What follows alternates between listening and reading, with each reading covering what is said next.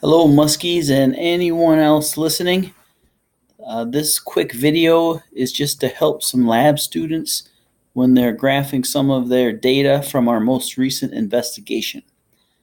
So, the first thing you want to do is enter your data along with some of the labels. And notice here that I've entered some data, but I have not included the labels in these cells. That's a common mistake that students make. They put the label in and then the graphing does not work.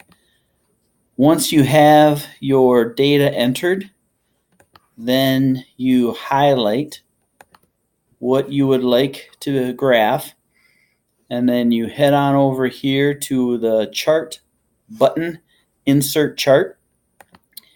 Go ahead and click that,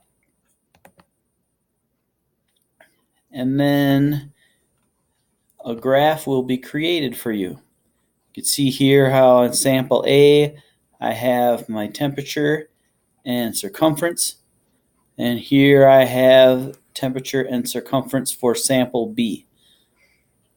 Also, you'll notice here in the chart editor there are some ways to change the type of chart that's been created, and also there are ways to customize some styles of your chart, add a little pizzazz, make it a little bit more your own.